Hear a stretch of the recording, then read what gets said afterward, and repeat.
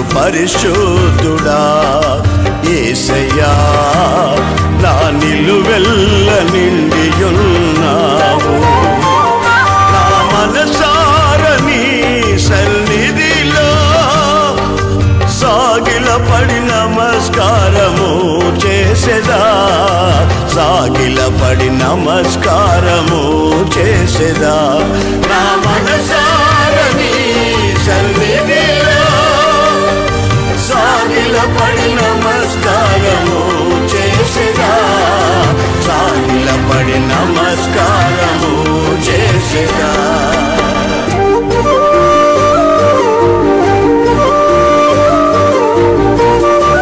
యేసు క్రీస్తు అతి శ్రేష్టమైన నామాన్ని బట్టి దేవుని బిడ్డలైన మీ అందరికీ పేరు పేరున హృదయపూర్వక వందనాలు. ఈ శుభవేళ కొద్దిసేపు దేవుని మాటలు విందాం. మనం ఎప్పుడు ఆలోచించినా ప్రయత్నాలు చేసినా ఏ పని ప్రారంభించినా మనకు ఒక కోరిక ఉంటుంది. ఏమిటి ఆ కోరిక అంటే ఈ ప్రజలు నన్ను మెచ్చుకోవాలి. కనుక ప్రజలు నిన్ను మెచ్చుకోవాలంటే అందులో నీ నేర్పరితనం ఉండాలి. ప్రజలు మెచ్చుకోవాలంటే ఎవ్వరూ చేయలేని పని నువ్వు చేయగలగాలి. ప్రజలు మెచ్చుకోవాలనుకుంటే నీ పనితనం కొట్టొచ్చినట్టుగా కనబడాలి. అంటే నువ్వు కష్టపడాలి. ప్రజలు మెచ్చుకోవాలి అనుకున్నప్పుడు కష్టం తప్పదు, ప్రయాస తప్పదు, నేర్పరితనం తప్పదు. ఎంతో అంతో అందరికంటే అని మనసుండి పనిచేస్తాం. ఒకవేళ మనల్ని కానీ ఎవరన్నా మెచ్చుకోకుండా ఉన్నారనుకో ఎంత బాధపడిపోతామో. కానీ దేవుడు ఎవరో తెలుసా? నువ్వు మెచ్చుకోవాలి నువ్వు కోరుకుంటే దేవుడు కూడా నిన్ను నీ భక్తులు చూసి మెచ్చుకుంటాడంట. మరి నరులు మెచ్చుకోవడానికే నువ్వు ఎంత బాధపడితే, అంత ప్రయాసపడితే, అంత ఓపిక బట్టి, అంతగా కష్టపడితే ప్రజలు మెచ్చుకుంటున్నారుగా. మరి దేవుడు మెచ్చుకోవాలంటే నువ్వెంత కష్టపడాలి? దేవుడు నిన్ను మెచ్చుకోవడం అంటే మామూలు విషయం కాదుగా. మరి ఈ రోజున మనం భక్తి చేసేటప్పుడల్లా ఏదో లేవు నమ్మేం దేవుడి దేవల్లో ఇల్లు వచ్చింది, పిల్లకి పెళ్ళి అయిపోయింది, సంతానం కలిగిపోయింది, అమ్మాయ అనడం కాదుగా. నీ భక్తి, నీ ప్రార్థన, నీ ఆత్మీయత, నీ పరుగు పందెం ప్రభువు ద్వారా గణపరచబడాలి. దానిని చూచినప్పుడల్లా ప్రభువు మెచ్చుకునేటట్టుగా ఉండాలి. అలా ఉంటే అది నీ జీవితంలో ధన్యకరమైన జీవితం. బైబిల్లో కొంతమందిని యేసు ప్రభువారు యెహోవా దేవుడు కొంతమందిని మెచ్చుకున్నట్టుగా బైబిల్లో రాయబడింది. ఈ రోజున ఎవరిని ఎట్లా మెచ్చుకున్నాడనే దానికంటే కూడా దేవుడు మెచ్చుకునే లక్షణాలు నాలో ఏమైనా ఉన్నవా, దేవుడు నన్ను గణపరిచే పనులు ఏమైనా నేను చేస్తున్నానా అని ఆలోచన కలిగి మనం అడుగులు వేయాలి. ఎప్పుడైతే అలా అడుగులు వేస్తామో దేవుడు తప్పకుండా గణపరచగలిగిన వాడు. ఈ రోజున ఒక చరిత్ర మీ జ్ఞాపకం చేస్తాను. దినవృత్తాంతాల 2వ గ్రంథం 19వ అధ్యాయము 3వ వాక్యం. అయితే ఆ దేశము నుండి నీవు దేవతా స్తంభములను తీసివేసి దేవుని యొద్ద విచారణ చేయుటకు నీవు మనసును నిలుపుకొని ఉన్నావు, నీయందు మంచి క్రియలు కనబడుతున్నవి. దేవుని సేవకుడు రాజుగారితో అంటున్న మాటలు ఇవి. దేవుని సేవకుడు నోటి మాట దేవుని మాట. ఆ దేవుని మాట ఏమంటుందో తెలుసా? నేను నిన్ను చూచాను, నీ యందు మంచి క్రియలు కనబడుతున్నాయి. నేను చూచాను, నీ యందు నాకు ఇష్టమైన కార్యాలు కనబడుతున్నాయి. మరి ఆ మాట నిన్ను గురించి అంటే, ఆ మాట నన్ను గురించి అంటే ఎంత బాగుంటుంది. ఎంతసేపు ప్రజలు మెచ్చుకోవాలని ఆరాటపడతాను తప్ప దేవుడు మెచ్చుకోవాలని ఆరాటపడాలిగా. ఆ వాక్యం చదివితే మరలా వినబడుతుంది ఏమిటంటే, నీ యందు మంచి క్రియలు కనబడుతున్నవి. ఆ మాట దేవుడు నిన్ను గురించి చెప్పాలి, మిమ్ముల గురించి చెప్పాలి. మరి అట్టే అనుభవం మనకు కలిగి ఉండాలిగా. ఈ రాజుగారి పేరు యెహోషాపాతు. అయితే ఇతడు మంచి క్రియలు కలిగిన వ్యక్తిలాగా బ్రతికాడట. దేవుడే అతని గురించి సాక్ష్యం చెబుతున్నాడు. ఈరోజు మన జీవితంలో దేవుడు మనల్ని చూచినప్పుడు ఇతనిలో మంచి క్రియలు ఉన్నవి, నాకు నచ్చిన క్రియలు ఉన్నవి అని చెప్పగలగాలి. అయితే ఏ కార్యాలు చేస్తే దేవుడు మెచ్చుకుంటాడు, మంచి క్రియలు ఏమిటో కొన్ని వివరాలుగా విందాం. ఇతడు చేసిన ఒక కార్యం మీ జ్ఞాపకం చేస్తాను. 3వ వాక్యంలో రాయబడిన మాట ఏమిటంటే, అతడు దేశములో నుండి దేవతా స్తంభములను తీసివేసి, ఆ 2వ మాట జాగ్రత్తగా చదవాలి. దేవుని యొద్ద విచారణ చేయుటకు మనసును నిలుపుకొని ఉన్నావు. ఇక్కడ ఇతడు చేసిన మంచి క్రియ జాగ్రత్తగా వింటే, దేవతా స్తంభాలన్నీ ఉన్నాయట. ఇజ్రాయేలు దేశంలో ఉన్నత స్థలాలు ఉంటాయి, అక్కడక్కడ బలిపీఠాలు ఉంటాయి. అదే దేశంలో బయలుదేవత ఆరాధన బలిపీఠాలు ఉంటాయి, అక్కడక్కడ దేవతా స్తంభాలు ఉంటాయి. వాళ్ళ ఆచారాల ప్రకారం వాళ్ళు ఆ ప్రజలు ఆ విధంగా నడిచి వెడుతున్నారు. కానీ దేవుని నమ్మిన ఇతగాడు యెహోషాపాతట, నేను రాజు అవటానికి అర్హుడని కాదుగా, అయినా నన్ను బట్టిగాక నా తండ్రిని బట్టి నా దేవుడు నా యందు కనికరించి నన్ను ఈ రాజరికానికి తీసుకొచ్చి నిలబెట్టాడు కదా. దేవుడు ఆరాధికుడు, ఆయన ఆరాధించవలసిన బాధ్యత మనకుంది. మహిమా ప్రభావాలు ఆయనకి చెందాలి. ఈ లోపు మన వాళ్ళు కొంతమంది తిండేమో దేవుని తిండి తింటున్నారు, పాట ఏమో దయ్యాల పాట పాడుతున్నారు, దేవుని ద్వారా మేలులు పొందుతున్నారు, దేవతా స్తంభాల దగ్గర దూపం వేస్తున్నారు. ఎంత దారుణం అండి! ఇతని కలిగిన ఆలోచన ఏమిటంటే, దేవునికి చెందవలసిన మహిమ దేవునికి చెందకుండా ఎందుకు వీళ్ళు వ్యర్థమైన ఆరాధనలు చేస్తున్నారు? ఈ మాట దగ్గర నీవు నేను ఆగినప్పుడల్లా దేవునికి చెందవలసిన మహిమ దేవునికి చెందుతుందా? దేవునికి చెల్లించాల్సిన మహిమ దేవునికి చెల్లిస్తున్నామా? మనకు మేలు చేశాడు, మేలు చేసినప్పుడు నిండు మనసు ఆయనకు వందనాలు చెప్పాలి. కార్యం చేశాడు, నాతో ఉన్న జనమా నా దగ్గరకు రండి, నాకు దేవుడు చేసిన కార్యమును మీకు వివరిస్తాను అంటూ వివరించి సాక్ష్యం చెప్పి దేవునిగా గణపరిచి స్తుతియాగం చెల్లించి ఆయనకు కృతజ్ఞతా స్తుతి అర్పణ చెల్లించాలి. దేవుడు చేశాడు గనక. కానీ చాలాసార్లు దేవుని ద్వారా మేలు పొందుతాం, ఆ మహిమ ఆయనకి చెందనివ్వకుండా అడ్డుపడి సాతాను మన మనసును మారిస్తే మనుషుల వైపు తిరుగుతాం, మనుషుల్ని గణపరచడం మొదలు పెడతాం. చాలాసార్లు జరిగే పొరపాటు ఏమిటంటే, మన మధ్యలో దేవునిగా గణపరచకపోవడం, దేవునికి చెందవలసిన మహిమ దేవునికి చెందకపోవడం. ఎంతసేపు దూతలకి, దేవతారాధనకి, ఎత్తైన స్తంభాలకి, ఉన్నత స్థలాలకి మన దేవుని మహిమను పంచుతూ ఉన్నాం. అది చాలా ప్రమాదకరమైంది. ఆ సన్నివేశాన్ని చూసి అతను అంటాడు కదా, నేను ఒక ఆలోచన కలిగి ఉన్నాను. నా దేవుడు దేశం మీద వర్షం కురిపించిన, కరువు రాకుండా కాపాడిన, పంటగా తెగులు లేకుండా కాపాడిన, సైన్యం నా దేశం మీదకి రాకుండా కాపాడిన, రోగాల నుంచి నా ప్రజలు కాపాడబడిన, మేము రాత్రింబగళ్ళు కలత లేకుండా నిద్రపోతున్నా, అదంతా ఆయన చేసిన కార్యమేగా, ఆయన కృపే కదా. అందుకని ఈ రోజు నుంచి నేను దేవునికే బలిపీఠం కడతాను, దేవునికే స్తుతి చెల్లిస్తాను, దేవుని యొద్దే విచారణ చేస్తాను, దేవునినే మహిమపరుస్తాను. ఈ ఆరాధనలో మహిమ దేవునికి చెందాలి కానీ దయ్యానికి చెందకూడదు అని తీర్మానం చేసి అక్కడక్కడ ప్రజలు కట్టిన ఆ బలిపీఠాలు, దేవతా స్తంభాలు, ఎత్తైన ప్రాంతాలు ఎక్కడికక్కడ పడగొట్టేశాడట. పడగొట్టాక ఇప్పుడు దేవుని యొద్ద విచారణ చేయడం మొదలుపెట్టాడట. ఆకాశం ఉందన్న దేవుడు చూచాడట, ఆహా, ఇతడు దేవునికి ఇచ్చే విలువ ఎంత గొప్పది! నా యొద్ద విచారణ చేయటానికి మోకరించాడే, నా దగ్గర ప్రార్థన చేయడానికి ఇష్టపడుతున్నాడే, నా దగ్గర చెప్పుకోవడానికి, నా పాదాలు పట్టుకోవడానికి ఈ రాజు ఇంత కృతజ్ఞతగా ఉన్నాడు కదా, తప్పనిసరిగా ఇతని కుటుంబాన్ని, ఇతని రాజ్యాన్ని నేను స్థిరపరచాలి. ఒక్క క్షణం ఆగి ఆలకించండి. మన కుటుంబానికి దేవుని అనుగ్రహం కలగాలి అనుకుంటే నువ్వు చేయాల్సిన పని ఏమిటంటే, నా దేవునికి చెందవలసిన మహిమను నేను దేవునికి అర్పిస్తున్నానా? యేసుదేవుడు ఏమన్నాడు? బాగుపడిన వాళ్ళు ఎంతమంది ఉన్నారు? అవునా? మీరు వెళ్ళి కృతజ్ఞతగా మీ కానుక పెట్టిలో వేసుకోనండి. మీరు వెళ్ళి మీ దేహాన్ని యాజకుడు కనపరచండి. ఈ దేవాలయానికి వెళ్ళండి. అంటే అర్థం ఏమిటి? మహిమపరిచే స్థలం దేవాలయం, కనబడవలసింది దేవాలయంలో, కాసులు చెల్లించాల్సిందే దేవాలయంలో. నన్ను మహిమపరచాలి అనుకుంటే మీరు దేవాలయంలో కనబడాలి. మరి ఒక క్షణం ఆగి ఆలకిస్తే మనం ఆ విధంగా దేవుని సందులో కృతజ్ఞత కలిగి వ్యవహరిస్తున్నామా? ఈ రాజు అంటాడు కదా, నా దేవుని మహిమ దేవునికే చెందే ప్రయాస నేను పడతాను అని చెప్పి దేవతా స్తంభాలను పడగొట్టాడు. ప్రజలకు అందరికి ఆశ్చర్యంగా ఉంది. ఏమిటి ఈ మందిరం, ఈ ప్రతిష్ట, ఈ స్తంభం, ఈ వేదిక, ఇవన్నీ మనం కట్టాక ఇటన్నీ పడగొడుతున్నాడు ఏమిటి? ఈయన ఆలోచన ఒక్కటే, నా దేశ ప్రజలందరూ ఏక మనసుకులే ఆయన సేవించాలి, ఏక మనసుకులే ఆయనకు బలిపీఠం అర్పించాలి, చేతులెత్తి ఆయననే గణపరిచి ఆరాధన చేయాలి. ఈ ఆలోచన వచ్చిందండి. ఆయన వెంటనే ఏమంటున్నాడు తెలుసా? నా కొరకు ఈ తీర్మానమును, నా కొరకు నా యొద్దే విచారణ చేయాలని ఆలోచన నీకుంది. నీ యందు నాకు మంచి క్రియలు కనబడుతున్నవి. మరి ఈరోజు ఆ మాట నిన్ను గురించి అనాలిగా. నువ్వు ఎవరి దగ్గర విచారణ చేస్తున్నావు? ఎవరికి చెప్పుకోవాలి? మరి దేవుని యొద్ద విచారణ చేస్తున్నావా? యెషయా గ్రంథంలోకి వెళితే వాళ్ళందరూ వచ్చి అంటారట, దేవుడు నీకు పెద్దగా సమాధానం ఇచ్చినట్లు లేడుగా, నీకు జవాబు వచ్చినట్లు లేదుగా. నా మాట నువ్వు అక్కడ కర్ణ పిచ్చాచోడు ఒకడు ఉన్నాడు, సోది చెప్పేవాడు ఉన్నారు, మీరు అక్కడికి రండి, దేవుడు ఎన్ని చూపిస్తాడు.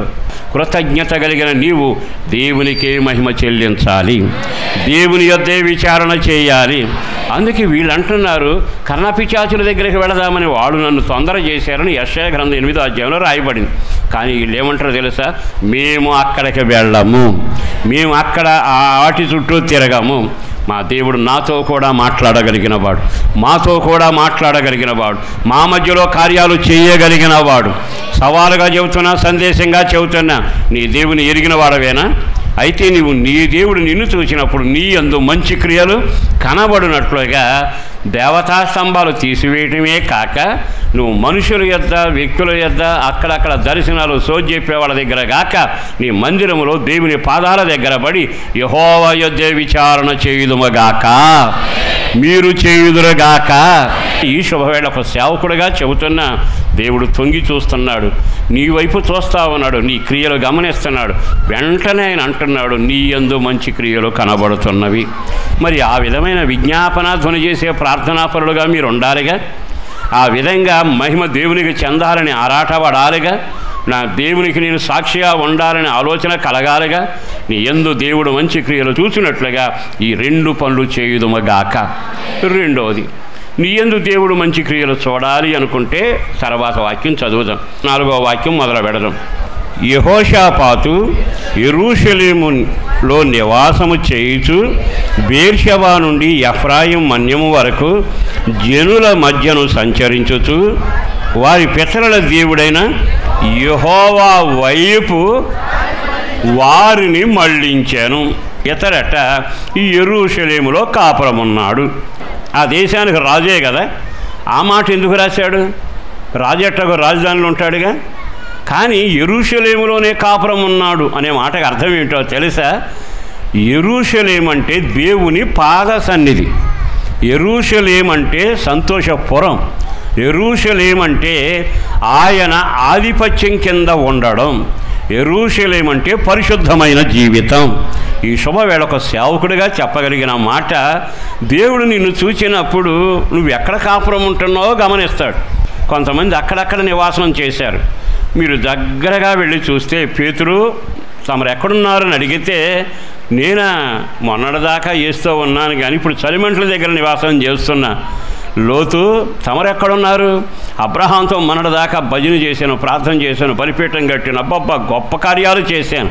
కాకపోతే ఇప్పుడు నేను సొదొమ గొమొర్రా అనే జంట నగరాలలో వ్యాపార కేంద్రం దగ్గర నిలబడ్డాను, ఊరి గవిని దగ్గర నిలబడ్డాను. ఇస్కరియోతు యోధా, మీరెక్కడ నివాసం చేస్తున్నారు? నేనా? నా నివాసం అంతంత మాత్రం కాదు. యేసు ప్రభు ప్రార్థనకి వెళ్ళినంతసేపు ఆయనతోనే ఉంటాను, అన్ని పనులు చేస్తాను, అంగీ తీసుకుంటాను, అందరికీ ఆహారం సమకూరుస్తాను. ఆయన రాత్రి కూడా ప్రార్థనకి వెళతాడుగా. ఆయన గెస్తేమని వనానికో, ఒలివల తోటకో, కొండ ప్రాంతానికో ప్రార్థనకి వెళతాడు. నా నివాసం అక్కడి నుంచి మార్చుకుని, అదిగో అక్కడ ఉన్నారే డబ్బున్న వాళ్ళు కొంతమంది మత నాయకులు, యేసు నమ్మితే డబ్బు ఇస్తామనే వాళ్ళ దగ్గరకు వెళ్ళి ఆ శత్రువుల నివాసంలో నేను నివాసం ఉంటున్నాను. ఈ రోజున బాగా ఆలకించండి. దేవుడు నిన్ను మెచ్చుకోలేకపోవడానికి కారణం ఏమిటి? దేవుడు నిన్ను దీవెనకరంగా మార్చలేకపోవడానికి కారణం ఏమిటి? నీ కాపురంలో తేడా ఉంది. అంటే ఆదివారం గుళ్ళో కాపురం, సోమవారం నుంచి శనివారం వరకు లోకానుసారమైన జీవితంలో కాపురం. భక్తి ఎరిగిన నీవు దైవ సన్నిధిలో కాపురం, బయటికి వెళ్ళాక ఆచార సిద్ధాంతాల్లో కాపురం. ఈ రోజు నీ యందు మంచి క్రియలు కనపడ్డాయని ఆయన ఎలా సాక్ష్యం చెబుతాడు?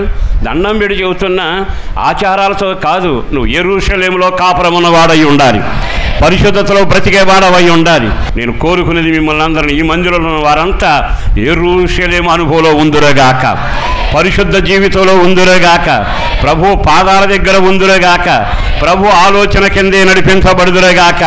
ఆ యెరూషలేములో మీ పాదాలు నిలబడాలి. ఆ యెరూషలేము మీ కుటుంబాలు నాటబడాలి. భక్తి కలిగిన జీవితంలో మీరు దేవుని ద్వారా నాటబడిన వ్యక్తులై ఉందురుగాక. దేవుడు మెచ్చుకోవాలి. నీ యందు మంచి క్రియలు కనబడతాయి అని చెప్పినప్పుడల్లా నీ నివాసం రాశాడా ఆ మాట చదివినప్పుడల్లా ఎంత ఆశ్చర్యం అనిపిస్తుందో. రాజు ఎట్లాగో రాజధానిలో ఉంటాడు కదా, రాజు అని రాయాల. యెరూషలేములో నివాసం ఉండి చాలామంది రాజులను చెప్పుకుంటారు, యెరూషలేములో ఉండరు.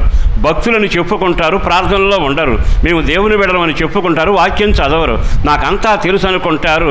అయోమయమైన మా లోకానుసరమైన గందరగోళంలో జీవిస్తూ ఉంటారు. ఎందుకో పరిశుద్ధాత్మ దేవుడు బహుతేటగా మాట్లాడుతుండగా ఈరోజు దేవుడు ఇక్కడ నిలిచాడు, నిన్ను చూస్తున్నాడు. నిన్ను చూసి నీ యందు మంచి క్రియలు కలిగినవి అని ఆయన చెప్పగలగాలి. అలాంటి మాట చెప్పగలగాలి అనుకుంటే మహిమ దేవునికి చెందాలి. రెండవది, మనుషుల దగ్గర గాక ఎవరి యొద్ద విచారణ చేయాలి? జీవాధిపతి అయిన చిగురు అనే వాని యొద్ద మనం విచారణ చేయాలి. మూడవ మాట ఏమిటో తెలుసా? మనం ఎక్కడ కాపురం ఉండాలని? యెరూషలేము దేవుని పట్టణం, దేవుని సన్నిధి, ఆయన పాదపీఠం, ఆయన ఆలోచన, అన్నిటికంటే పరిశుద్ధమైన జీవితం. అక్కడ నీవు నివసిస్తే నిన్ను గురించి ఆయన సాక్ష్యం చెప్పగలుగుతాడు. మరి యెరూషలేములో నిలబడకుండా, యెరూషలేములో సాగకుండా అక్కడ ఇక్కడ ఉన్నాను. మనవాడు ఉన్నాడుగా, యెరూషలేములో కొంతకాలం ఉన్నాడు, యెరికోకు బయలుదేరాడు. పౌలుతో కొంతకాలం ఉన్నాడు, దేమా లోకంలోకి వెళ్ళాడు. బైబిల్ లేఖనంలో కనబడతా ఉంది. బెత్లెహేము అనే రొట్టెల ఇంట్లో కొంతకాలం ఉన్నారు, కరువు రాగానే మోయాబు దేశానికి వెళ్ళారు. వీళ్ళు ఎక్కడ కాపురం ఉన్నట్టు? దేవుని దూరమై ఏం చేయలేము, దేవుని వాక్యానికి దూరమై ఏం సాధించలేం. సరిపోతారని నేను చెప్పడం కాదు, ఆత్మీయ జీవితం నష్టపోతారు, ఆత్మీయ జీవితంలో అన్నీ కోల్పోతారు. బతికి ఉన్నానని ఒక పేరు ఉంటుంది కానీ నువ్వు మృతుడవే. ఎందుకో నా దేవుడు స్వరం స్పష్టంగా వినబడుతుండగా ఈరోజు దిద్దుకునే ప్రయత్నం చేయండి. ప్రభు మీ జీవితాన్ని మలచబోతా ఉన్నాడు. ఆయన అంటున్నాడు, యెరూషలేములో కాపురం ఉన్నాడు. ఈ రోజున ఇక్కడి నుంచి వెళ్ళేటప్పుడు గుండె మీద చేయి పెట్టుకొని, నేను నిజంగా ఇన్ని సంవత్సరాలు గుడికి వస్తున్నాను, పవిత్రతలో నివసిస్తున్నానా? ప్రార్థనా ప్రజలతో నివసిస్తున్నానా? ప్రభు ఆలోచనల కిందే నివసిస్తున్నానా? దేవుని పాదాలు పట్టుకుని నివసిస్తున్నానా? ఆలోచించండి. అలా నీవు చెయ్యగలిగితే నీ యందు మంచి క్రియలున్నవని ఆయన చెప్పడానికి ఇష్టపడతాడు. దానికి దీవెన రెట్టింపు కలుగునగాక. తర్వాత నివసించిన వాడు మరొక పని చేశాడట. ఆయన చేసిన మరో క్రియ ఏమిటో తెలుసా? ఆయన సంచరించుచు, చదవండి ఆ వాక్యాన్ని. బెర్షెబా నుండి ఎఫ్రాయిము మన్యము వరకు జనుల మధ్యను సంచరించుచు. ఎవరి మధ్యలో సంచరించాడు? జనుల మధ్యలో సంచరించింది. ఎవరెతను? రాజండి. రాజు ఎప్పుడైనా రాజభవనంలో ఉంటాడు, తప్పితే రథాల మీద ఉంటాడు, తప్పితే వేదిక మీద ఉంటాడు. మనలా చూసుకుంటూ మన మధ్యలో తిరుగుతాడా? ఇక్కడ రెండో మాట మనకు వినబడుతుంది ఏమిటో తెలుసా? మంచి క్రియలు అనడానికి ఎసరట తన ఆధిపత్యమైన సింహాసనం మీద కానీ, లేదనుకుంటే తనకున్న హోందాతనం మీద కానీ బ్రతకలేదట. ఈ జనుల మధ్యలో నేను సంచరిస్తాను. మీరు కొంచెం ఓపికగా వినాలి ఈ మాట. చాలాసార్లు మనం ప్రజల మధ్యలో సంచరించం. ప్రజలను చూసినప్పుడు ఒక రకమైన ఏహే భావం ఉంటుంది. వీళ్ళ చదువు తక్కువలాగా ఉన్నారుగా, వీళ్ళు మాసిన బట్టలో ఉన్నారుగా, ఒక్కడు కూడా ఉంగరం పెట్టుకున్నాడు ఒకడు కనపట్టలేదుగా. అంటే వీళ్ళని చూడగానే వాళ్ళ మధ్యలో సంచరించాలి. ప్రార్థన చూస్తే దీర్ఘంగా ఉంటుంది. ప్రభు బల్లారదను నేను ముఖ్యుడిని అంటావు, సేవలో బాగానే ఉన్నాను అంటావు. జనం మధ్య ఎందుకు సంచరించలేకపోతున్నావు? జనముల మధ్య సంచరణ బైబిల్లో మత్తయి సువార్త నుంచి లూకా సువార్త వరకు చదివితే ఎన్నిసార్లు జనముల మధ్య యేసు సంచరించాను, పట్టణముల మధ్యలో సంచరించాను, కొన్నిసార్లు సమాధులలో సంచరించాను, భయంకరమైన మూర్ఖుల మధ్యలో ఆయన సంచరించాను, కొండ చర్యల మీద సంచరించాను, ఇసుక తెన్నుల మీద సంచరించాను అని మాటలు వినబడుతున్నాయి. ఆయన ఎవరు? మహోన్నతుడు, సర్వశక్తిమంతుడు, ఆయన మహిమాన్వితుడు, సర్వము చేయగలిగిన వాడు, జీవాధిపతి. ఆయన అక్కడి నుంచి వదిలి జనముల మధ్యలో సంచరించడానికి దాసుని స్వరూపం ధరించాడు. ఉన్నవన్నీ విడిచిపెట్టాడు, తాను తగ్గించుకున్నాడు. రిక్తుడై పడుకోవడానికి స్థలం లేకపోతే పశువుల తట్లో పడుకోవడానికి వచ్చాడు. తలవాల్చులకు స్థలం లేకపోతే అమరం మీద తలగడ వేసుకుని నిద్రపోతూ వచ్చాడు. ఈరోజు బాగా ఆలకించండి. యేసు ప్రభు నేర్పిన పాఠమైన ఈ యెహోషాపాతు నడిచిన మార్గమైనా మనకు ఒక మార్గం. జనముల మధ్యలో సంచరించగలిగిన వ్యక్తులు కావాలి. నువ్వెవరవై ఉండాలో తెలుసా? జనముతో ఏకమైన వాడవై ఉండాలి. పాస్టర్ గారు జనంతో ఏకమై ఉన్నామని చెప్పారు గనక ఇక మీద నుంచి లోకంలో తాగేవాడు అందరితో కలిసి ఉంటాను అనుకోబాకు. నీ ఆత్మీయ జీవితంలో పవిత్రతలో ఉండి దేవుని ప్రజలతో నీవు కలగలగాలి, వారి మధ్యలో సంచరించగలగాలి. ప్రజలను ద్వేషించబాకండి, ప్రజలను వేరు చేయబాకండి. ప్రజల లక్షణాలను బట్టో, ఆచారాలను బట్టో, సిద్ధాంతాలను బట్టో, చదువు లేని దాన్ని బట్టో, పేదరికాన్ని బట్టో మనుషులను వేరు చేయక కుష్ఠరోగి ఇంట్లో యేసు భోంచేశాను. ఆయన కుష్ఠరోగి ఇంట్లో భోంచేశాడా లేదా? ఆయనకంటే గనుడు నువ్వు పక్కన కూర్చున్న వాళ్ళు ఎగాదిగా 3 సార్లు చూస్తున్నావే. నీ ఆత్మీయ జీవితంలో దేవుడు నిన్ను మంచివాడని, నీ ఎందుకు మంచి క్రియలు కనపడతానని చెప్పాలిగా. మనం ఎవరమో తెలుసా? జనముల మధ్య ఐక్యపడే వ్యక్తులమై ఉండాలి, ప్రార్థనాపరులతో కలిసే వాళ్ళమై ఉండాలి. వాడు ఏ వాళ్ళైనా బైబిల్లో ఉంది, హెల్లీయుడని కానీ, యూదుడని కానీ, గ్రీసు దేశస్తుడని ఏ భేదము లేదు. మనం ఎవరమై ఉండాలో తెలుసా? యేసు ప్రేమను పంచగలిగిన వ్యక్తులమై ఉండాలి. మనుషుల్ని మనం కొలతలు వేయకూడదు. ఉన్న వాళ్ళని ఒక రకంగా, లేని వాళ్ళు ఒక రకంగా, చదువుకున్న వాళ్ళు ఒక రకంగా. అలా జరిగితే దాని పేరు సంఘం కాదు. ఈరోజు నేను మరలా చెబుతున్నాను, క్రీస్తు యేసును బట్టి మీరంతా పరిశుద్ధులు. క్రీస్తు యేసు రక్తం ద్వారా కడగబడిన మనం దేవుని బిడ్డలం. ఇక మీద మన మధ్యలో దేవభక్తి, ప్రేమతత్వం, ప్రార్థనాత్మ, పరిశుద్ధాత్మ ఇదే క్రియ చేయునుగాక. మనం అందరితో ఐక్యపడగలగాలి. సమరయ స్త్రీతో మాట్లాడటం మామూలు విషయం. సమరయ స్త్రీ అంటేనే ఊళ్ళో చరిత్ర తెలుసు. పైగా యేసుప్రభు 3 తీసుకెళ్ళి మాట్లాడాలి. అందరూ బొండని చెప్పి ఒక్కడే నిలబడ్డాడు. ఆ రోజున మాట్లాడుతుండగానే ఆమె మనసు మారింది. శిష్యులు రానే వచ్చారు. ఏమిటి అట్లా చూస్తాడు? నాకు ఆహారం ఉందన్నాడు ఆయన. ఒకవేళ ఈయన తెచ్చిపెట్టిందేమో తింటున్నాడేమో. విచిత్రం ఏమిటో తెలుసా? ఆయన పాపాత్ములతో కూడా సంచరించాడుగా, జక్క ఇంట్లో భోంచేశాడుగా, కుష్ఠరోగి ఇంట్లో భోజనానికి వెళ్ళాడుగా. ఈరోజు నేను చెప్పగలిగిన మాట, యేసుక్రీస్తు రక్తం ద్వారా కడగబడిన మనం జనముల మధ్య సంచరించే వాళ్ళమై ఉందుమగాక. జనమునకు మనం వెలుగును కనపరిచే వాళ్ళగా ఉందుమగాక. జనముల మధ్య సాక్షిగా మనం బ్రతుకుదుమగాక. ఆ జనముల మధ్య అతను ప్రత్యేకంగా కనబడునుగాక. ప్రజల మధ్యలో నీవు జీవిస్తున్నప్పుడు నీకు ఒక సాక్ష్యం వినబడాలి. మీ మధ్యలో ఆమె ఎవరు ప్రేమగా మాట్లాడుతుంది, ఆమె ఎవరో పవిత్రంగా కనబడుతుంది, ఆమె ప్రేమతో చూస్తుంది, ఆమె అని ఒక ప్రత్యేకత నీకు కనబడాలి. నువ్వు సమాజ మధ్యలో ఉంటే నీవు ఒక ప్రత్యేకమైన సాక్షి అనుభవం కలిగి ఉండాలి. ప్రజల మధ్యలో సంచరించాడట. రాజుగారు ఏమిటి సింహాసనం మీద లేకుండా దిగొచ్చాడు? ఆ రాజుగారు దిగొచ్చి వారి మధ్యలో సంచరించి ఒక్క పని చేశాడట. ప్రజలను ఎవరి వైపు మళ్ళించాడు? అందరూ చెప్పండి, ఎవరి వైపు? నువ్వు చేయగలిగింది ఏమిటో తెలుసా? ప్రజలను దేవుని వైపు మళ్ళించగలగాలి. ఆకాశముందున దేవుడు కన్ను నిన్ను వెతుకుతా ఉంది. ఇతను యందు మంచి క్రియలు ఏమైనా కనబడుతున్నాయా? నా ప్రజలను దేవుని వైపు మళ్ళించాలి. నాశనం అనే అనుభవంలోకి వెళ్ళిపోకూడదు, నరకానికి వెళ్ళకూడదు. ఏ విధం చేతనైనా నా గొప్పతనం, నా తెలివితేటలు, నా చదువు, నా బంగారం, నా హోదా పక్కన పెడతాను. నేను యేసులాగా దాసుని స్వరూపం ధరించాలి. నేను యేసులాగా ప్రజల మధ్యలో సంచరించాలి. అంత మాత్రమే కాదు, ప్రజలను ఎవరి వైపు మళ్ళించాలి? ఎంతమంది అయితే దేవుని వైపు ప్రజలను మళ్ళిస్తారో వాళ్ళు బుద్ధిమంతులై ఆకాశంలో ఎలా ప్రకాశిస్తారు? జ్యోతుల వలె ప్రకాశించబోతా ఉన్నారు. దేవునికే మహిమ కలుగునగాక. గుండె మీద చేయబెట్టి చెప్పు, ఎంతమందిని మందిరానికి నడిపించావు? ఎంతమంది దేవుని వైపు మళ్ళించావు? ఎంతమందికి రక్షణ వార్త చెప్పావు? ఎంతమంది కొరకు ప్రార్థన చేశావు? ఎంతమందిని నువ్వు ఈ దేవుని వైపు మళ్ళించగలిగావు? మరి ఆ పని చేశాడుగా. నువ్వు ఎంతమందికి దానం చేసావో చెబుతావు, ఎంతమంది క్రిస్మస్ బట్టలు ఇచ్చావో చెబుతావు, ఎంతమందికి పలావ్ చేసి పెట్టావో చెబుతావు, ఇంకా కార్యక్రమాలు ఎన్ని యాత్రలు చేసావో చెబుతావు. జనమును దేవుని వైపు మళ్ళించి వారి మధ్యలో నేను సంచరించానని ఒక్క సాక్ష్యమైనా నీకుందా?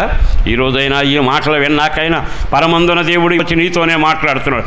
రాజా, నీ యందు మంచి క్రియలు కనబడుతున్నాయి. ఆ మాట ఈ సంఘాన్ని గురించి చెప్పునుగాక, ఆ మాట నిన్ను గురించి చెప్పునుగాక.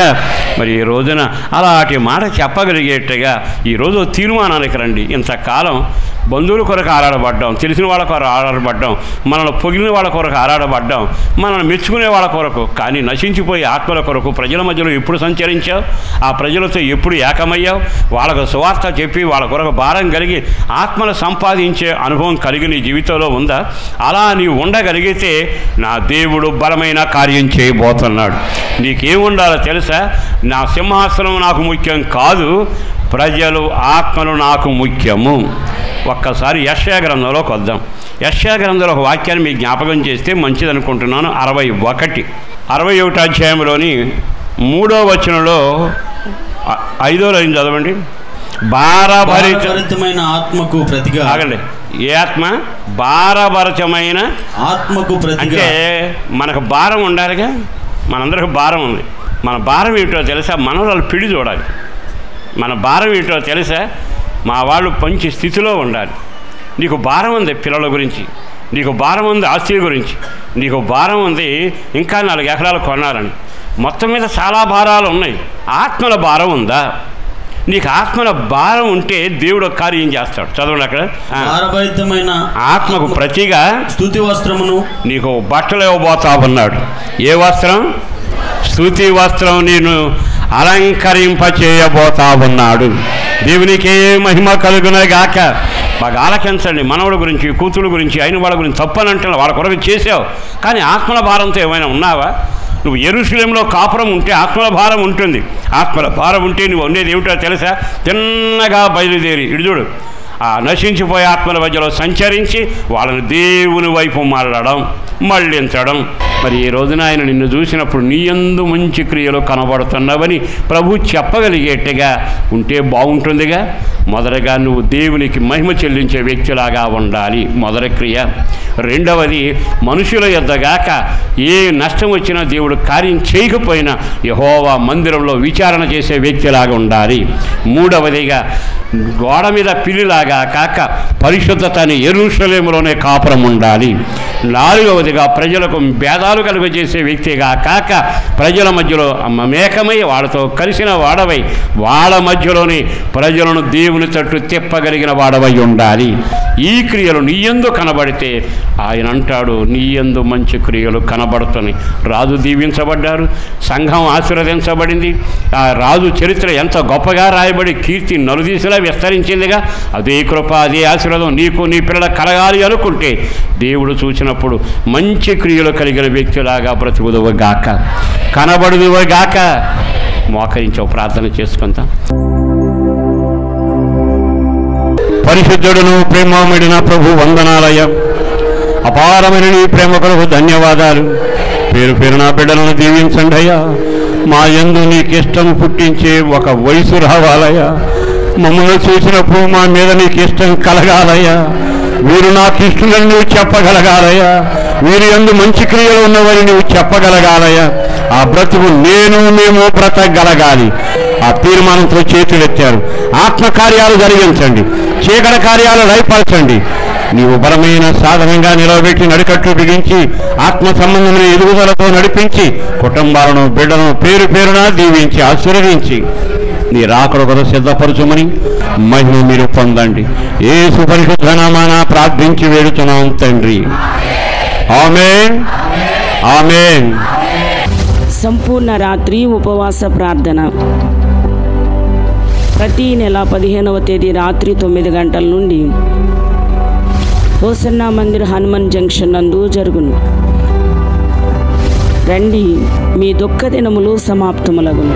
మీ ప్రార్థనా వసతుల కొరకు మమ్ములను సంప్రదించవలసిన మా చిరునామా పాస్టర్ దేవదాస్ గారు, హోసన్నా మందిర్, న్యూస్వీడ్ రోడ్డు, హనుమాన్ జంక్షన్, కృష్ణా జిల్లా, ఆంధ్రప్రదేశ్. మా ఫోన్ నెంబర్లు 08656242751. మరి ఒక నెంబర్ 9440772772.